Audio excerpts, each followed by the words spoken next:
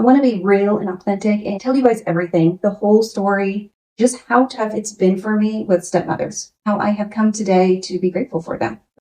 Empowering women by our life lessons and manifestation skills, helping you reach your dreams faster. We did it. We'll show you how without making the same mistakes we did. One cowgirl, bull-raising, childless wife with multiple businesses and streams of income who is manifesting her dreams into reality. She will help you with your weight loss and wealth goals, making you happy and healthy. One single badass boy mom with a passion for energy, healing, health, and fitness. She will help you with healing and overcoming limited beliefs to manifest the life you've always dreamt. Welcome to our podcast, Taking Life by the Horns. And Take No Bull. Thank you guys for coming. This is our Mother's Day follow-up. And Candi, what are you grateful for? You know, I'm probably an unusual mother. I do not really celebrate holidays, and I don't ask for a lot of celebrations for my children. But I was telling somebody yesterday, the reason I'm like that, because I really focus on everything my kids do for me throughout the year. So as a single mom of 3 boys, I've had 3 boys step up to the plate and take care of me, and I'm so grateful. So when my car breaks down and I need a tow at 8 o'clock at night, my sons drop what they're doing, drop their $60 worth of bingo cards, and come tow me home.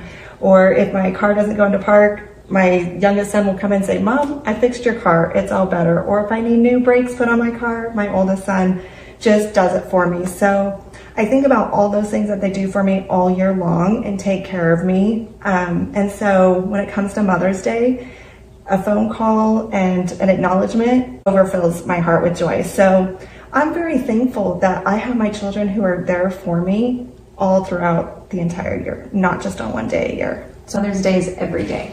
And Mother's Day is every day for me. Yeah. How about you? What are you thankful for? I really thought about that on Mother's Day, and I never thought grateful for my stepmoms, both of them. And it's taken me a long time to appreciate the stepmother that raised me and the stepmother I have right now. And when we did our podcast, our Mother's Day podcast, I listened to it and I thought, you know, I want to be real and authentic and tell you guys everything, the whole story, and just how tough it's been for me with stepmothers and how I have come today to be grateful for them.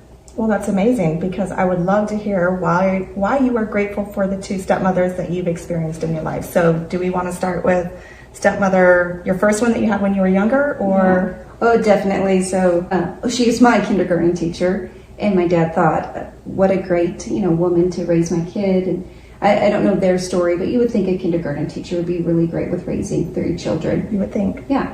And she was really good at raising her son that came later. He may tell you different, but from my point of view, I thought, there was definitely the blood relation there, and she treated him differently than she treated the 3 of us, and treated me very jealous of me. I remember 2nd grade, coming home from school, and she was yelling at me. And I don't know what I did wrong, but apparently I did something wrong. And I've been strong and outspoken my entire life. I yelled right back at her. And we were yelling and screaming, and I don't know where my older brothers were. As a 2nd grader? As a 2nd grader. Okay. So 8 years old? Okay. 8 years old. I did something wrong and upset her, and she was yelling and screaming. My brothers were either at practice or they were smart enough to hide, but I don't remember them. Our bedrooms were on the 2nd floor, and I went up the room, and she's still up the stairs, and she's still yelling at me, and I sat down, I looked, and at 2nd grade I realized, just be quiet. Wow. Let her get through it, and this will be over. So I looked down, and I was wearing a green dress with orange flowers and orange socks that came up to my knees. And I was looking at my socks, thinking, oh, these are pretty socks. She's like, what are you thinking about? And I'm a 2nd grader. I'm very honest. I mean, aren't all kids very honest? I said, my socks. Wouldn't they be cool if they went like all the way up? And she's like, oh, I think you're thinking about what we're talking about. And I was like, oh, shoot. But that was the first of very many arguments that we had, yelling and screaming back and forth. So is that how you typically handled all future arguments moving forward, was just to kind of shut yourself down and move to different thoughts in your head? Either that or yell and scream back. Okay. But never handle them properly. Okay. So either just, take it and, move on, or yell and scream back. Usually it would start with a trying to, stand up for myself and end in a fine. So I have two questions for you. How was she with your brothers who were older than you? Were you all three treated similarly, or did you have a different relationship with her than your brothers did? And then how did your dad handle the situation and the conflict between the two of you? So we all had different relationships. Okay. My oldest brother, she didn't yell and scream at him, but she definitely wasn't there for him. She asked my dad to leave him with my step-grandparents and that they would raise him and they would put him in military school. Oh, wow. My dad said, absolutely not. This is my son. I will raise my own son. So she was a little distant from him, and he couldn't do anything right. And then my second oldest brother, she really liked him. So he was popular, he was good at sports, and she liked him a lot more for a while. And then, definitely didn't like me. There was a jealousy. So what changed? Why did she like him for a while? What changed? Well, and I say for a while because one of the things that finally dawned on me that this was an issue was when that brother passed away. Oh, okay. And, she wasn't at the funeral. And when he, even rewind that, when he had his first daughter, and I don't know if I've ever told Mary this, but my dad's called and said, hey, Jacob had a daughter, you're a grandma. She said, why should I care? He's not my son. Wow. And they were divorced at that time. Yeah, but you guys had lived together for how many years did you guys live as a family? So from 1983 to 1996. Yeah. So from my kindergarten, well, we moved in when I was first grade, to I was in college when she moved out. Yeah, so she pretty much had raised all of you. She raised us all. Yeah. And there were some things she did amazing. So holidays, you talked about holidays. Debbie could do a holiday. And any holidays. Christmas, of course. Like the whole house was decorated. We had a fireplace and we had beautiful stockings. Santa came and she put out these great displays. Holidays were amazing. Thanksgiving was great. St. Patrick's Day. She would give me a little charm. She sold Amway. She gave me this little charm. I still have it. It's a green teddy bear. And it's Happy St. Patrick's Day. And we'd put a note in our lunches. Love ya. There's always ya. Oh. Love ya. Happy St. So there were some things that were so good. Yes. And I miss those holidays. Like you said that you guys don't really do holidays. Yeah. So now we don't really have a huge family. Phil's family is pretty dispersed, so we don't do a lot. But holidays are a lot smaller than they were when I was young. And I really miss that family connection on the holidays. Yeah, so you really had that. You really wanted that. So how was the mother-daughter relationship with her growing up? So it sounds like you guys fought a lot, but was she put the love yous in your lunchbox and made holidays very special for your family, but when it came to really needing a mother figure, a confidant, you guys fought, which is typical of a lot of mother-daughter relationships. It sounds like you guys fought a little bit more, but was she there for you during those very pivotal milestones within your childhood? Not at all. Not at all. So, young girls, there's a certain time in their life they really need their mothers to learn about body changes. And, we won't go into too much detail, but her exact words were, I can't talk to her about that. And that's when I needed a mother more than anything. Yeah. And she couldn't talk to me. And it wasn't because, she couldn't or she didn't. It's because her go-to was to hide. Usually, you come to our house and all of us kids would be in the kitchen or the living room watching TV or playing, and she'd be in her bedroom reading a book. She would escape. And so it sounds like she obviously was dealing with a lot of her own demons in regards to how to have a relationship with you guys. So she obviously had gone through some trauma of her own that she couldn't relate to you or couldn't step in that role of truly being a mother figure to you. Yes, exactly. And I tried real hard, and that's what I was trying to get across on our first podcast was she did the best that she could. and I'm sure it was very hard for her. And I don't hold resentment. I'm not mad at her. I'm not angry with her. I learned a lot of lessons. I learned them pretty hard. Yeah. But, you know, it was tough. I really had a hard time around females and women's, except my close friends, because I didn't know how to act around them. Right. No, I didn't even know what to call her. So Right. when they got married, my dad says, you get to decide what you want to call her. You know, you can pick whatever, because to me that was very special. That was my mother, and there would only be one. And I also knew you don't call adults by their first name, not your parents. So, you know, I'm a first grader. I decided stepmommy would be the best name I could give her, and to honor her. And I didn't, not mom, stepmommy. Right. And she said, oh, she can't call me that. Like a wicked stepmother. And my brothers chose to call her Debbie, and I felt that was disrespectful. So for 18 years, I called her. I actually would rearrange sentences so I didn't have to have a name. Right. Say a name. And, you know, she noticed and she brought that up. You know, you can't even say my name. So not only did you deal with the trauma of losing your mom and missing out on that connection, you missed out on a connection with a woman who was supposed to be your mother figure, and you did not have a connection. So I can only imagine the wounds that left in you to deal with. As you said, you had a hard time then relating to other women and building those kinds of relationships because you didn't have that role model. Yeah, I definitely was a daddy's girl. I hung out with my dad. If we went to somebody's house, you know, I usually hung out in the garage with the dads and the brothers. I had no sisters. I had all brothers. I did not have a female connection, and that's why I'm so passionate about it now. Right. Because we can take this and learn from it, or we can be a victim. Right. And one thing, when I called Candace and I was like, I want to talk about this, I talked to my husband. I was like, can I tell this story? Because I do not want to come off as a victim in any way, because that is not what I am. But I also want to be honest and tell you guys my whole story, because there may be somebody that relates to that.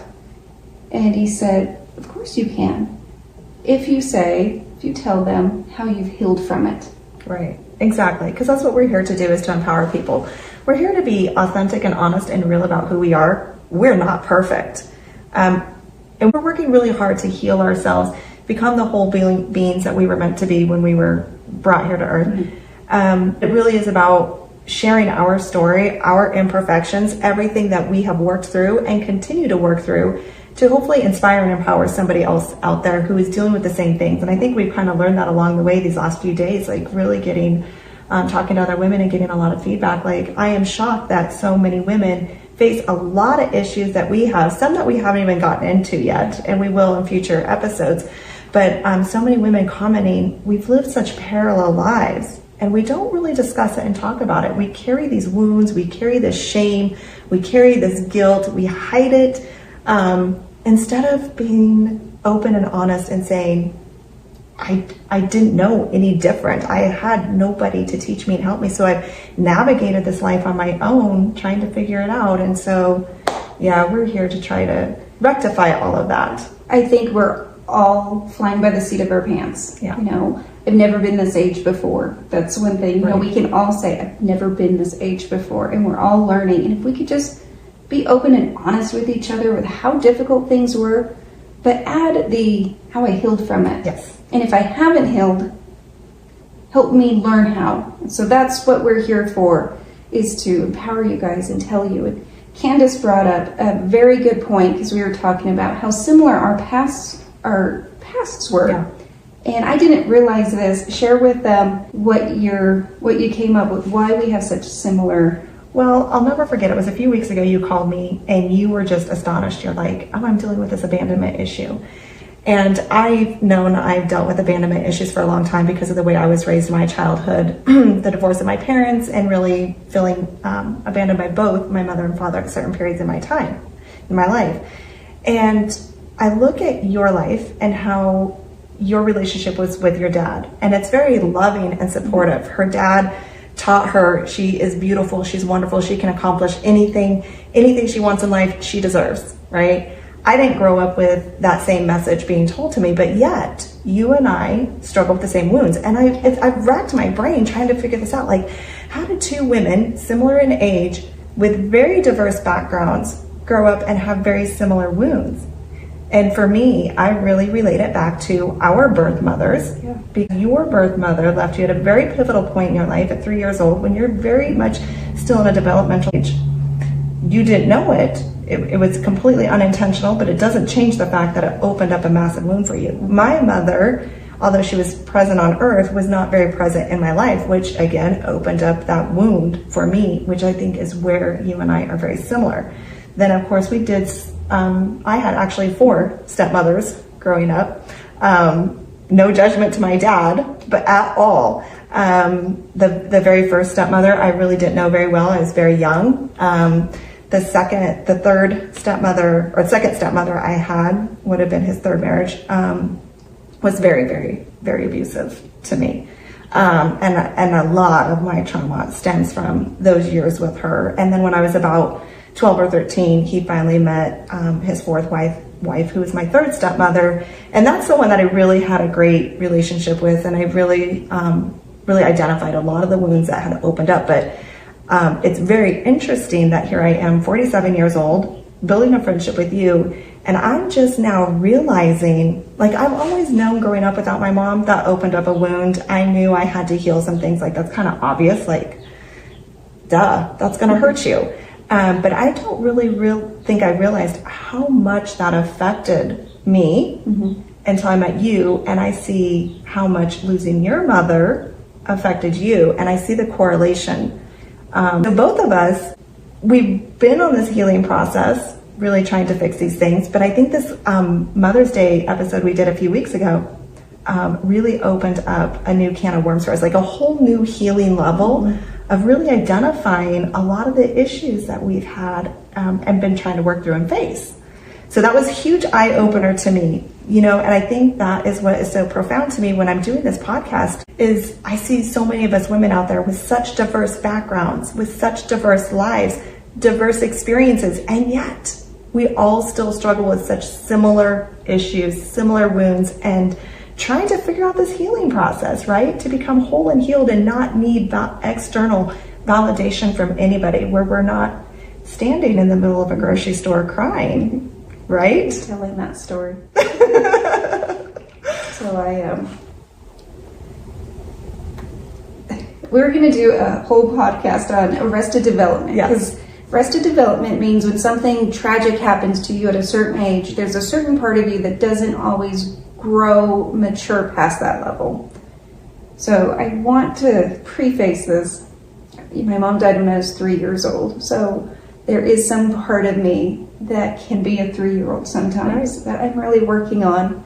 And this wasn't last year, but it wasn't too long ago. It was a few years ago. And it was really when I realized I had an abandonment issue. My husband and I went to the grocery store. We were grocery shopping, nothing exciting. He went to get something and I went to get something and I couldn't find him. And I walked up and down the grocery aisle and I looked, I did all the things. Couldn't find him. I do remember there was one guy standing at like the customer service and he kind of kept watching me. So I'm looking down each aisle, can't find him. Down the next one, can't find him. And then I start to panic and I start getting worried. And I had to hold back tears. I did not cry in the grocery store. I did not break down. But the little girl inside me, she was crying and I thought he left me. I thought he just walked out of King Soopers and left me there by myself. I thought, wow, I'm in my 40s and I still have this little part of me that thinks if I don't do the right things, if I don't say the right things, if I don't help enough, they'll just leave. Because that's what happened to that little girl. And so I'm in the grocery store and this man that loves me so very much and would never leave me. I couldn't find him and I thought he left me. Yeah. And I don't think you have anything to be ashamed of about that, because all that did is trigger that 3-year-old little girl in you who one day woke up with her mother and the next day her mother was gone. You can't control that. And all that situation did is just bring to surface that there's still some healing left there to do. You know, and I think we will get more into that issue in a different podcast, but this is what we're here to share is all these issues. Yeah. So, yeah, you know, and poor Phil. And he's like, why would you think, because obviously he found me. It's like, why would you think that I left you? It's like, I don't know. Couldn't find you. Yeah. And so I had to take a real look at myself and be like, why did I think? Yeah.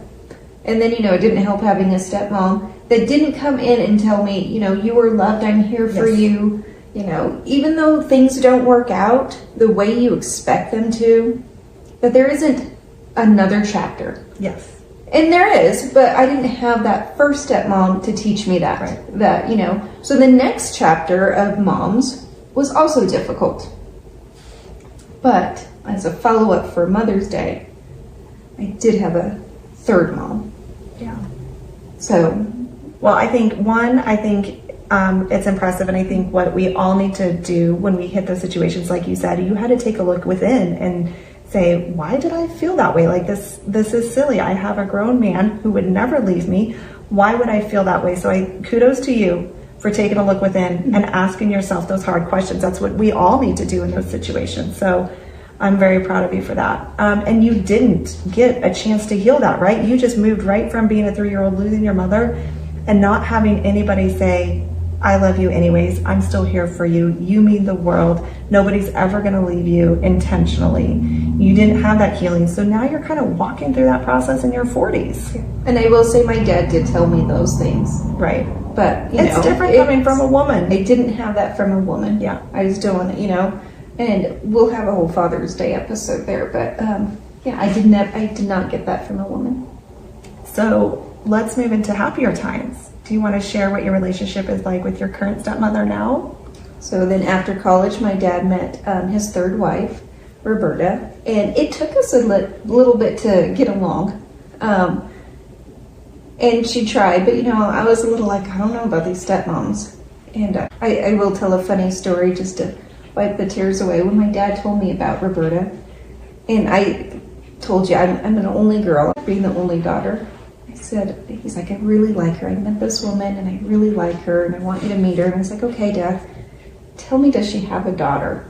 He's like, she does. I was like, no, not going to work. And of course I was joking. And Miranda's the daughter and she knows I'm joking. But so I met Roberta, and she is very strong, outspoken. She stands up for her family. She has boundaries. She knows where they are. You cannot push her over. My dad really loves strong women. My mom was a strong woman, and Roberta's a strong woman. I'm a strong woman. And so it took us a little bit where I was kind of like, I don't know yet. And then eventually I kind of started allowing a mother-daughter friendship and relationship. And we've gotten close, and I talked to her yesterday, and I thought, you know, Debbie taught me how not to be, but Roberta taught me that it's okay to be who you are. It's okay, and you should stand up for your rights, stand up for everything you deserve, be exactly who you are, not walk on eggshells around other people. Always had to walk on eggshells around Debbie. And I wrote it down because I didn't want to forget anything. She taught me that I'm not responsible for others' happiness. I am perfect, just how imperfect I am. Imperfectly perfect. And self-love is not selfish. And that people-pleasing is selfish. And I'm just now learning that because I've spent my whole life thinking I had to please other people and help other people to get the love that I deserve. And she's taught me that I deserve that love just for being who I am. And lots of people, but on Mother's Day, I really want to point out that, you know, she has been that strong role model that I needed. And I thank you. And I've been on a journey, and there's been a lot of influences, but I'm still learning and going on, but that's where I am now, learning boundaries, and that I don't I don't have to be for anybody else. I only have to be for me. Yeah, I think Roberta has nailed it. Kudos to her. Happy Mother's Day to her. I think that is what all women should remember. We all deserve love without having to strive for it and work for it. We all deserve it without proving ourselves and doing for others and being people pleasers and being overgivers. We deserve that just for being born, just for being who we are. And that's really the message we want everybody to walk away from every podcast, is just remembering you are worthy, you're valuable, you do not have to overgive and overdo to receive anything that you want in life. But I think a lot of us have those preconceived ideas in our head. And especially if you come from a traumatic childhood and a traumatic background, I think it's even harder for those to remember those things, because we become such empaths and we become so in tuned to everybody else and shifting ourselves around them to make them happy, to make sure they're always in a good mood, always happy. And if they're happy, they're going to love us. And so those are a lot of hard things to overcome. It doesn't just happen in our female relationships. It happens in our intimate relationships, and a lot of times in our friendships, and even in our work relationships. So this goes across all aspects of life. Yes. Changing these types of things. It's not just one area. So kudos to you for doing the work. Kudos to Roberta for really instilling that message in you. Yeah, and I'm thankful for Debbie too. We all have the lessons and we have to learn them. What was the saying that we were saying today?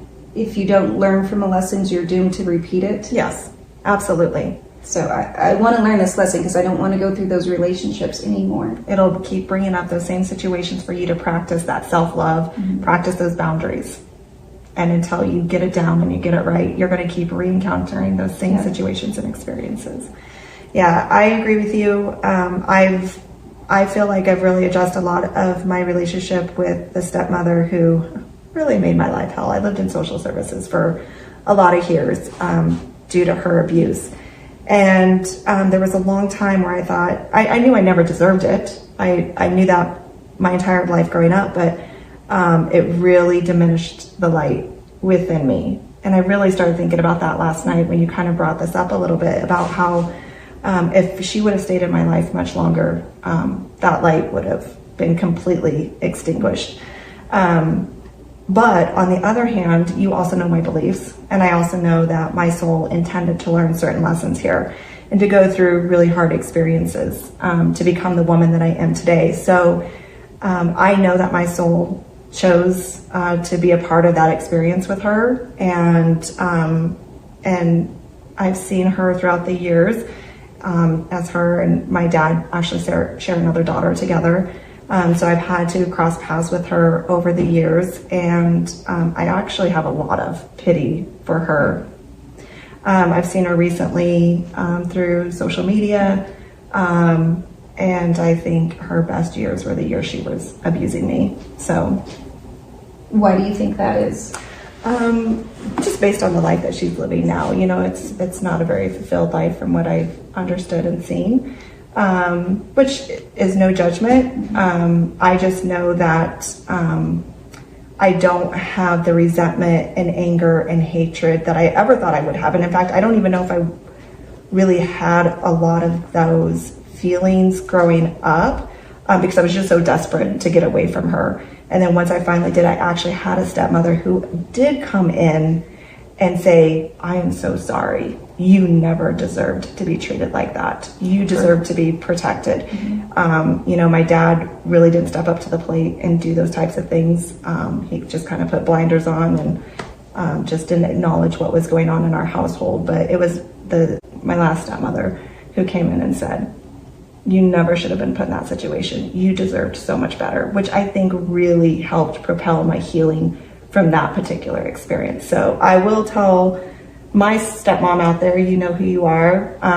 Thank you for being there for me when I needed you the most and when I was probably broken down the most in my life, when that light really was diminishing very quickly. And she stepped in and showed me love that I had never felt before. So I think Thankfully that she did, that you had someone there that could pull you out of that. And how old did you say you were? So about this time I was 12 or 13 years old, and it was actually my grandmother who stepped in and removed me from my abusive stepmother's care, and I lived with my grandmother for a few months while my dad remarried again or found a new relationship, and then I moved in with him and his new girlfriend, who later he married and became my stepmom. So happy Mother's Day to my grandmother too, who actually rescued me from that situation. And then the stepmom who came in afterwards and really said, you didn't deserve that. Yeah. Because even now my family doesn't really, what I went through. It's kind of funny. I had a conversation with my son who, abuse is very cyclic. And I see my children have gone through very similar situations in my marriages. And I was having a conversation with my oldest son about the trauma he went through and the abuse he went through, and had told him, this is how I work through mine and how to heal. Like, we don't have to carry this pain with us. And I remember telling my grandma that, and this was just a few weeks ago, telling my grandma how I was sharing with my son that, I grew up with a really rough, traumatic, abusive life too.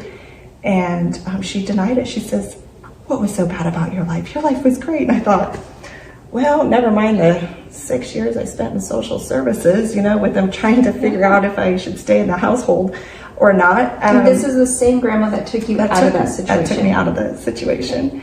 Yeah. So, so I never really had my family ever acknowledge any of the abuse I went through. Like I said, I'm very grateful she took me out of the situation, but nobody ever talked about it after that. I will say, I do know my dad does discuss it, because my dad is divorced now from the stepmom who many of you, if you've listened to our previous Mother's Day podcast, and we'll post the link to that episode down below if you want to listen to that one too. But he has a new woman in his life who I absolutely adore and love. She's amazing, but he obviously has shared that with her because she's stopped me and has said the same thing, like, I'm so sorry for what you went through. You deserved better than what you experienced. So, I feel like I've had that acknowledgement and validation from outside sources. Not that I needed it, but it really does help that healing process. It does, and especially when you're young. Yeah. Because, we're not fully developed, our brains, until 26, 27. It's a 12-year-old. Yeah. It's very hard to understand. And I don't want to press too much. You can say as much or as little as you want, but physical and mental abuse on a teenager, a lot of times when that happens, we feel like we deserve it, when we absolutely do not. And that's why people of power and position, when they abuse children, it's so much harder because we think that this is how life is. We think we're supposed to accept this. We don't have a choice in the matter, right? As little kids, are we going to stand up for ourselves and say, you're not allowed to talk to me, treat me, do these things to me? No, we're not. As children, we're taught that we are powerless. Mm-hmm. And so if you say something, what if they don't believe you? Well, and that was my case, where I did share what was going on in my household, which is why social services got involved, and then denial, which is why it went on for so many years. Yeah. Thank God for your grandma for listening to you and getting you out of there. I wish it wasn't 6 years, but I also want to give you kudos that you were able to come out of that without resentment, without being a victim. So many times people, and I'm just using people as a very general word, will let that dictate their whole life. Yeah. And for being strong enough and having the people you needed pull you out of that, I just want to give you kudos for that. Thank you. It's not easy. I appreciate that. And I have to say, we've seen a lot of comments since we started this podcast, and a lot of people sharing their experiences, both men and women. Actually, I've seen men share some of their abuse stories and neglect stories and talk about how they overcame certain things and live a very successful life. We're talking about people who, put themselves through, school to become PhDs after experiencing being abandoned, rejected, being abused. So to those people who did not use that as an excuse to maintain and stay in that victim mode and say, I'm stronger than this. Mm-hmm. I deserve better than this, because you do. Overcoming that trauma, you deserve better than living in that trauma, replaying those things over in your head, and recreating that pain within yourself. So Yeah, kudos to everybody out there who has decided not to be a victim. One of the biggest things that I've learned and has changed my life, I want to share with everybody, is what people say to you has more to do with what they're going through than what you're going through. The way Debbie treated me had nothing to do with me. It had to do with her and what she was dealing with. What your stepmom was going through didn't have to do with you. It had to do with what she was dealing with. And this is everything, you know, as big or as small. If we can just remember, Yes. they're not speaking to me, they're speaking to themselves. 1,000,000%. That's what our relationships are. They're a mirror back to us of certain things we need to work on. And I think I mentioned that in our first Mother's Day podcast. And I acknowledged how it became easy to forgive my mom once I realized what she was going through, what she had gone through, what created the woman she was. She had gone through abuse as a child too. And, you know, she dealt with that in different ways, mostly turning to alcohol to cope with certain things. And although those decisions allowed for her to not be a present in my life as much as I'm sure we all wanted, I'm sure as much as she wanted to be, it was easy for me to forgive her knowing she had gone through much of what I had gone through. Yeah. She just handled it differently. And am I going to judge her for that? No, I'm not, because I know how painful and difficult it is. But all I can do is just not take it personally and remind myself it's not a reflection of me not being worthy of my mother's love, you know, not being lovable, not being, able to have all the things that I wanted to from a mother.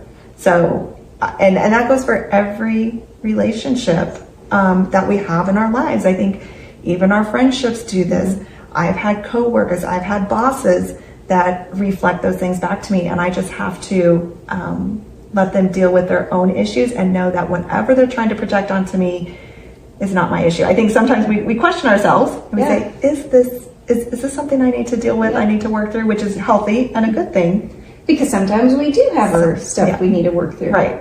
But when you realize, okay, it's not me, and you just let it go without being angry, without being resentful, without having to get back at somebody, you know, get revenge or set the record straight, or even the playing field, right? Have the last word. Yes. When we can just release that and say, I'm going to let you deal with your stuff because that's enough. Yeah. You don't need me to add to it anymore.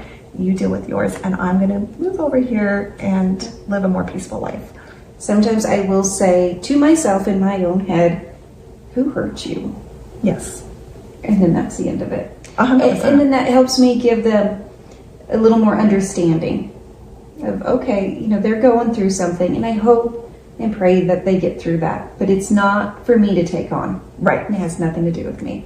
I love that you said that. It's not for me to take on. It's not for me to fix. Yeah. Yes, that person is hurting somewhere inside, whether they want to admit it or not. It comes from a place of pain. It's not your job to fix it, and it's not your job to own it. Yeah. Yeah. And we don't need their validation. We don't need anybody's validation. No. Well, and I think that's what this podcast is about. When Candi came to me and she's like, hey, I want to start a podcast, I was like, yes, let's do it. It's about empowering women. It's about being the woman that you needed when you didn't have it. Yeah. So if you didn't have someone, you have us now. If you do have someone, you have more people. If you want to learn more, you have us. We're going to be real and authentic. We're passionate about this. And it's just kind of a new light, I think, for us. And we really want to just empower women, and we can all grow together. Well, I think I told you at one point recently that every woman needs a friendship like this, and that is no understatement. I agree that every woman needs a supportive friend like we have. I think we're really raw and honest with each other. We call each other out, hold each other accountable. We're not full of fluff over here, but we know what we're capable of, and we know what each other's dreams are, and we stand behind each other to support those dreams. We believe in each other. And so we're here to help you find that as well. to find that within yourself, and to surround your life with good, healthy, strong women who are not victims, who are not continuing to live a cycle of kind of our own demise, right? Like making life harder for ourselves by repeating these lessons that we need to be learning from. So we're here. Sorry about that, everybody. We had some technical difficulties at the end of the video, and after several tries, we decided just to cut it and come back and really give you the message that we thought was most important, what we really wanted to convey to you guys. So I still feel as if I haven't explained my childhood enough. I'll share more on future podcasts of different stories and what I've gone through. But what I want to make really clear is emotional abuse is abuse. The words we use and our temperament have a lasting effect. If you've experienced emotional abuse as a child or as an adult, you are not alone. You didn't deserve it, and you can rewrite your script. Let us help. And that is really the message that we want to send to you, is that you're not alone. I think we have spent most of our lives feeling like we're dealing with this alone, but we're learning we're not alone. And sometimes you just need a great tribe and a great friendship. And that's the message that we really want to send, is pay attention to who your tribe is, and pay attention to the 5 top women in your life, because you really are the average of the sum of the top 5 women in your life. So are those top 5 women, are they being supportive? Are they being compassionate? Are they driving you to be a better woman? Are they enabling you to stay in a victim mode? I mean, those are some negative traits of our friendship. So pay attention to the top 5 people in your life, because they will help you on that path of healing. I love that. And you are like the top 5 people you spend time with. So let us be 2 of those. Take Life by the Horns, where we take no bull. We're on a mission to empower 1 million women to step into their power, believe in their ability to live the life of their dreams, and fearlessly take life by the horns. We got this. Thanks, guys, for handling our technical difficulties. We love you. Subscribe and comment below.